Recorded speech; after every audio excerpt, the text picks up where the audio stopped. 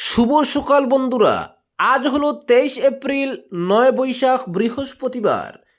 আজকের সকালের বিশেষ বিশেষ খবর হলো: কানিসাইলে দাঁড়িয়ে থাকা ট্রাকে বাইকের ধাক্কা, প্রাণ গেল যুবকের।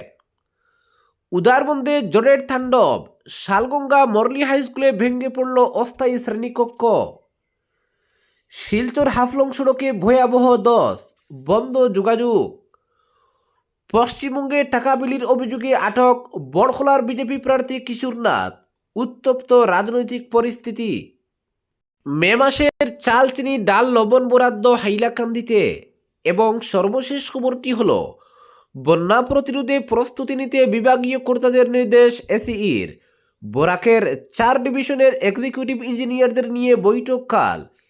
1 মে থেকে খোলা হবে কন্ট্রোল রুম, চালু থাকবে 31 অক্টোবর পর্যন্ত। এবারে শুনুন বিস্তারিত খবর। শ্রীভূমি শহরের কানিসাইল এলাকায় এক মর্মান্তিক সড়ক দুর্ঘটনায় মৃত্যু হলো এক যুবকের। গুরুতর আহত অবস্থায় হাসপাতালে লড়ছেন আরেকজন। ঘটনাকে ঘিরে এলাকা জুড়ে শোক ও উত্তেজনার সৃষ্টি হয়েছে। স্থানীয় সূত্রে জানা গেছে, কানিসাইল এলাকায় রাস্তার ধারে পিডিএস ডিউটি লেখা একটি ট্রাক দাঁড়িয়েছিল। সেই সময় দ্রুত গতিতে আসা একটি মোটরসাইকেল নিয়ন্ত্রণ হারিয়ে ট্রাকটির পিছনে সজোরে ধাক্কা মারে। সংঘর্ষ এতটাই ভয়াবহ ছিল যে মোটরসাইকেলে থাকা প্রবীর ঘোষ নামের এক যুবকের ঘটনাস্থলে মৃত্যু হয়। দুর্ঘটনার পর স্থানীয় বাসিন্দারা দ্রুত উদ্ধার কাজে নেমে পড়েন। আহত অপর যুবক পান্তু দাসকে প্রথমে করিমগঞ্জ অসামরিক হাসপাতালে নিয়ে যাওয়া হয়। পরে তার শারীরিক অবস্থার অবনতি ঘটায় উন্নত চিকিৎসার জন্য শিলচর মেডিকেল কলেজ ও হাসপাতালে স্থানান্তর করা হয়। বর্তমানে তিনি সংকটজনক অবস্থায় চিকিৎসাধীন রয়েছেন। জানা গেছে, মৃত প্রবীর ঘোষ ও আহত পান্তু দাস উভয়ের বাড়ি শ্রীভূমির সনমিল এলাকায়। এই দুর্ঘটনার খবর ছড়িয়ে পড়তেই পরিবার ও এলাকাবাসীর মধ্যে শোকের ছায়া নেমে আসে। ঘটনার পর ক্ষুব্ধ স্থানীয় বাসিন্দারা কিছু সময়ের জন্য পথ অবরোধ করে বিক্ষোভ দেখান। পরে পুলিশ ঘটনাস্থলে পৌঁছে পরিস্থিতি নিয়ন্ত্রণে আনে এবং যান চলাচল স্বাভাবিক করে। পুলিশ মৃতদেহটি উদ্ধার করে ময়নাতদন্তের জন্য পাঠিয়েছে এবং দুর্ঘটনার প্রকৃত কারণ খতিয়ে দেখতে তদন্ত শুরু করেছে। এই মর্মান্তিক ঘটনা আবারও সড়ক নিরাপত্তা নিয়ে প্রশ্ন তুলে দিল। পরবর্তী খবরটি হলো, উদারবন্দে ঝড়ের তাণ্ডব, শালগঙ্গা মরলি হাই স্কুলে ভেঙে পড়ল অস্থায়ী শ্রেণীকক্ষ। উদারবন্দের শালগঙ্গা এলাকায় আকস্মিক প্রবল ঝড়ে ব্যাপক ক্ষয়ক্ষতির ঘটনা ঘটেছে। ঝড়ের তাণ্ডবে শালগঙ্গা মরলি হাই স্কুলের অস্থায়ীভাবে নির্মিত 10টি শ্রেণীকক্ষ সম্পূর্ণরূপে ধ্বংস হয়ে যায়। এর ফলে সহস্রাধিক পড়ুয়ার নিয়মিত পাঠদান এখন অনিশ্চয়তার মুখে। বিদ্যালয় সূত্রে জানা গেছে, শালগঙ্গা ও পার্শ্ববর্তী এলাকার একমাত্র উচ্চশিক্ষা প্রতিষ্ঠান মরলি উচ্চ বিদ্যালয়ের পুরনো ভবন প্রায় 1 বছর আগে ভেঙে ফেলা হয়। বর্তমানে সরকারি উদ্যোগে নতুন ভবনের নির্মাণ কাজ চলছে। সেই সময় পড়ুয়াদের পড়াশোনা চালিয়ে যেতে স্কুলের খেলার মাঠে অস্থায়ীভাবে 10টি শ্রেণীকক্ষ তৈরি করা হয়েছিল। কিন্তু মঙ্গলবার রাতের প্রবল ঝড়ে সেই অস্থায়ী কাঠামোগুলো সম্পূর্ণরূপে ভেঙে পড়ে।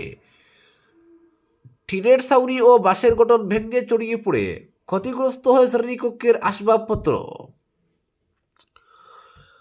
বিদ্যালয়ের অধ্যক্ষ বিমল রঞ্জন বিশ্বাস জানান, ঝড়ের আঘাতে সবকটি অস্থায়ী শ্রেণীকক্ষ ধ্বংস হয়েছে। বর্তমানে ছাত্রছাত্রীদের ক্লাস নেওয়ার মতো কোনো বিকল্প ব্যবস্থা নেই। নতুন ভবনের নির্মাণ শেষ না হওয়া পর্যন্ত এই পরিস্থিতি চলতে থাকলে পড়াশোনায় মারাত্মক প্রভাব পড়বে বলে তিনি আশঙ্কা প্রকাশ করেন। তিনি আরও জানান, ঘটনার পরপরই সংশ্লিষ্ট বিভাগীয় কর্তৃপক্ষের সঙ্গে যোগাযোগের চেষ্টা করা হলেও স্কুল পরিদর্শকের সঙ্গে ফোনে যোগাযোগ করা সম্ভব হয়নি। পরিস্থিতি মোকাবিলায় দ্রুত প্রশাসনিক হস্তক্ষেপের দাবি জানিয়েছে বিদ্যালয় কর্তৃপক্ষ। পরবর্তী খবরটি হলো, প্রবল বর্ষণের জেরে শিলচর হাফলং সড়কের ডিমা হাসাও জেলার হারাঙ্গাজাও জাঠিঙ্গালামপুর অংশে ভয়াবহ ভূমিধসের ঘটনা ঘটেছে। পাহাড়ি ডাল থেকে বিপুল পরিমাণ মাটি ও পাথর সড়কের উপর ভেঙে পড়ায় গুরুত্বপূর্ণ এই রাস্তায় যান চলাচল সম্পূর্ণরূপে বন্ধ হয়ে যায়। স্থানীয় সূত্রে জানা গেছে, 10 নামার পরপরই সড়কের দুপাশে আটকে পড়ে একাধিক যাত্রীবাহী বাস। ছোট গাড়ি এবং পণ্যবাহী ট্রাক, এতে চরম ভোগান্তিতে পড়েন যাত্রীরা। বহু মানুষকে ঘন্টার পর ঘন্টা রাস্তায় আটকে থাকতে হয়।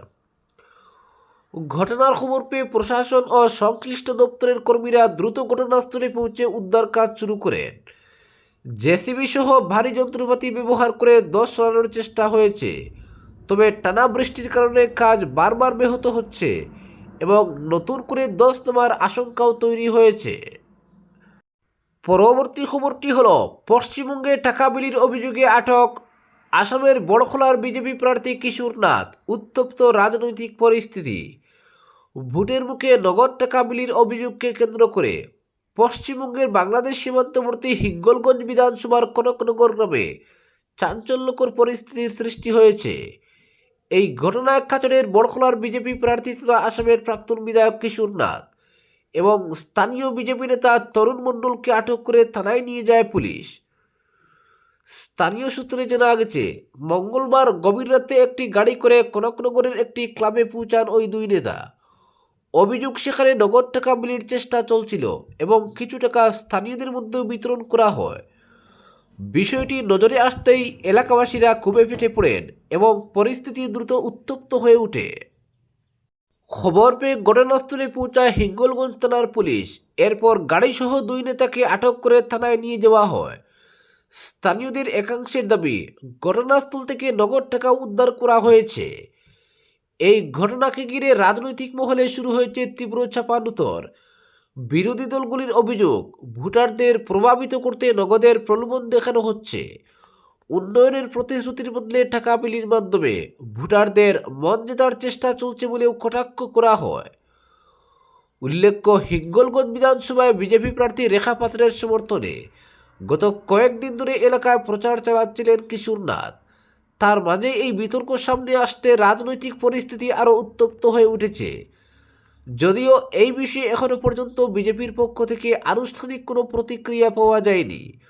পুলিশের তরফে জানানো হয়েছে, আটক দুই নেতাকে জিজ্ঞাসাবাদ করা হচ্ছে এবং ঘটনার সমস্ত দিক খতিয়ে দেখা হচ্ছে। এদিকে তৃণমূল কংগ্রেসের অভিযোগ, মোটা অঙ্কের টাকা এনে ভোটারদের প্রভাবিত করার চেষ্টা হচ্ছিল। নির্বাচন কমিশনের নজরদারি থাকা সত্ত্বেও এই ধরনের ঘটনা অত্যন্ত উদ্বেগজনক বলেও তারা মন্তব্য করেছে। পরবর্তী খবরটি হল, মে মাসের চাল, চিনি, ডাল, লবণ বরাদ্দ হাইলাকান্দিতে। হাইলাকান্দি জেলায় আসন্ন মে 2026 মাসের জন্য এএওয়াই এবং পিএইচএইচ কোটার কার্ড হোল্ডার পরিবারের জন্য খাদ্যশস্য, চালসহ চিনি, মসুর ডাল, লবণ বরাদ্দ করেছে জেলা প্রশাসন। জেলা আয়ুক্তের কার্যালয়ের খাদ্য, গণবণ্টন ও ভোক্তা বিষয়ক শাখা থেকে জারি করা এক নির্দেশিকায় জানানো হয়েছে, এএওয়াই এবং পিএইচএইচ কোটার আওতায় প্রায় 1.5 লক্ষাধিক রেশন কার্ডদারের জন্য 30,499 কুইন্টাল চাল বরাদ্দ করা হয়েছে।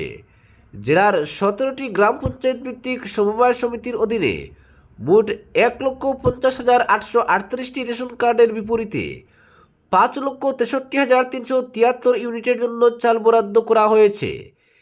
এর মধ্যে পিএইচএইচ ও এএওয়াই মিলিয়ে মোট চাল বরাদ্দের পরিমাণ হচ্ছে 30,499 কুইন্টাল। জেলার বিভিন্ন জিপিএসএস ও সমবায় সংস্থার মাধ্যমে এই চাল বিতরণ করা হবে।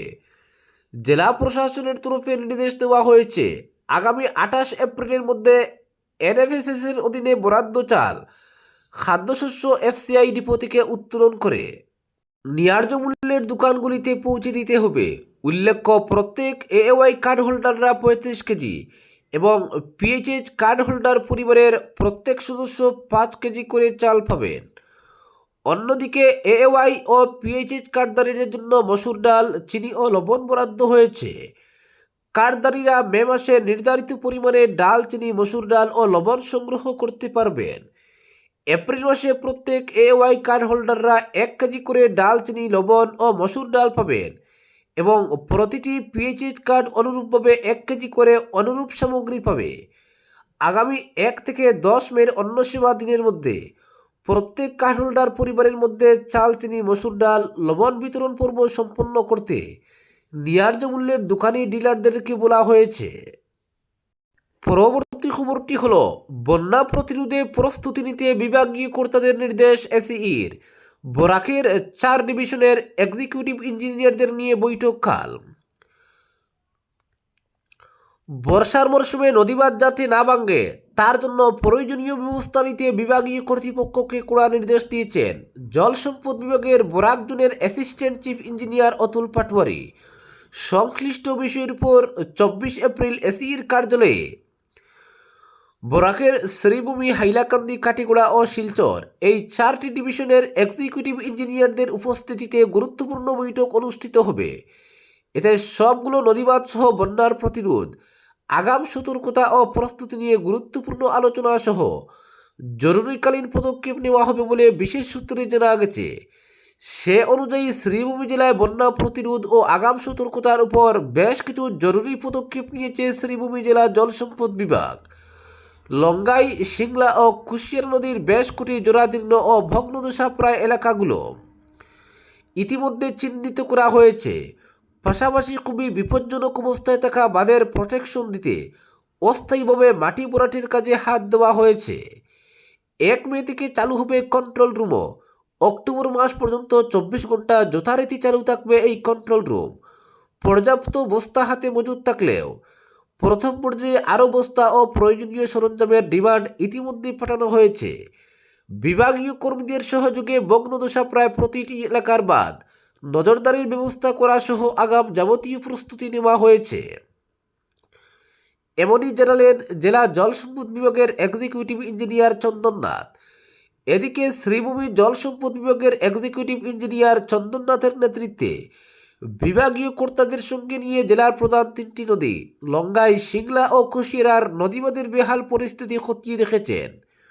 বিশেষ করে লঙ্গাই নদীর তাপাদারপাড়া, ইসাগঞ্জ, দুর্লভপুর, নয়াগ্রাম, নলুচড়া, রতনপুর, বরিবন সহ প্রায় 20টি জায়গা পরিদর্শন করে সবকটি এলাকায় বাঁধের শোচনীয় অবস্থা খতিয়ে দেখেছেন তারা। তার মধ্যে পাতারকান্দির তাপাদারপাড়ার স্থানীয় বিসর্জন ঘাট থেকে রেলগেট পর্যন্ত প্রায় 1 কিলোমিটার বাঁধের অবস্থা খুবই শোচনীয়। যে কোনো সময় বাঁধ ভেঙে বড় ধরনের বিপদ আসতে পারে বলে বিভাগীয় আধিকারিকদের কাছে আশঙ্কা ব্যক্ত করেছেন স্থানীয়রা। যদিও ওই জায়গাটি থেকে অস্থায়ীভাবে বাঁধ মেরামতের কাজ চলছে জোর গতিতে, মাঝপথে বন্ধ থাকা দুর্লভপুরের বাঁধ নির্মাণের কাজ যথারীতি শুরু হয়েছে। তবে গান্দাইমুখ, বরিবন, নলুচড়া সহ বেশ কটি জায়গায় নদীতে জলস্ফীতি দেখা দিলে বন্যার আশঙ্কা উড়িয়ে দিতে রাজি নন স্থানীয় জনগণ। তাই লঙ্গাই নদীর সবকটি এলাকার নদীবাঁধের ভয়াবহতা সরেজমিনে খতিয়ে দেখেছেন বিভাগীয় আধিকারিকরা। আজকের বিশেষ সংবাদ এখানেই সমাপ্ত।